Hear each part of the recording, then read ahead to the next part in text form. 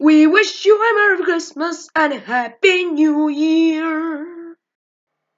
Takže čo stále, ja vás vítam u nového videjka a dneska si ukážeme to, čím si môžeme ozdobiť svoj dom. A hneď tu vidíte klasickú ozdobu, ktorá je kúpená. A na tejto je napríklad kostolík.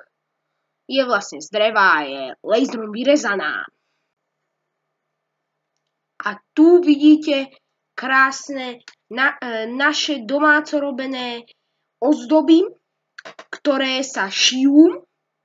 Tu pred chvíľou ste mohli vidieť šedú, čo je klasická, najľahšia, a toto je jedno z takých najťažších.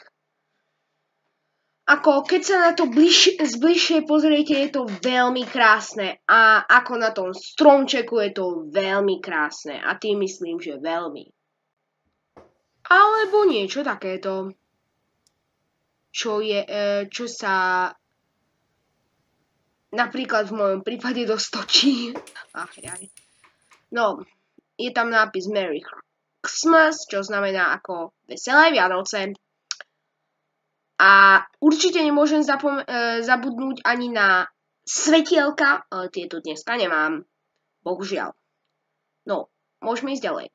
Takže ako hodilo by sa aj nejaká tá ozdoba na poličku, ako napríklad takýto Mikuláš, alebo kto to je s nejakou trubou, ale toto je bohužiaľ na zaviešanie na stromček, lebo ja mám aj iné veci na poličku. Ale k tomu sa dostaneme za chvíľu. A teraz pozor.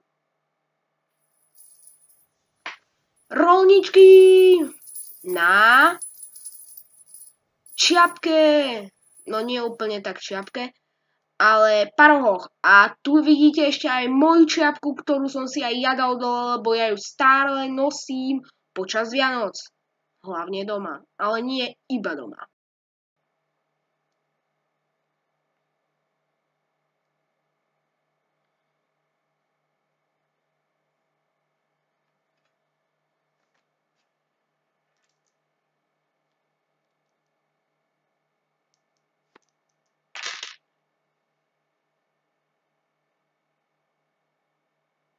A teraz pozor, prichádza môj vláčik! Tada! Toto je vláčik, ktorý ja mávam osobne na poličke a mám ho veľmi rád. Lebo, ako ste možno už na mojom kanále aj mohli vidieť, mám rád vlaky. No, ja mám na poličke aj iné, ale toto je hlavne taký s vianočnou tématikou.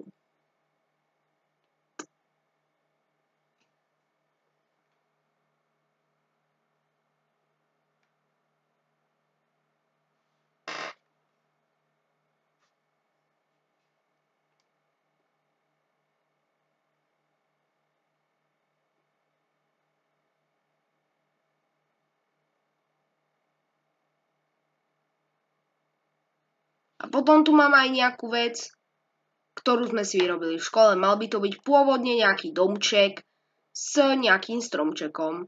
A vo vnútri mám ešte nejakú guľu, ktorá sa zavieša na stromček, a ja som si tam dal pôvodne disco guľu a potom stromček z nôt. Neviem prečo, ale vyzerá to krajšie s notami. A ďalšiu vec, čo tu máme, sú také nálepky na okná. A toto je konkrétne DIY. Ako si ich vyrobiť? Veľmi ľahko. Zoberete papier normálny, zložíte ho takto a potom takto. Potom to takto ustrihnete a potom to vlastne normálne otvoríte. A máte takto hviezdičku. V pohode sa to dá spraviť. Nie je to ani ťažké. Dá sa to spraviť kľudne za 20 sekúnd.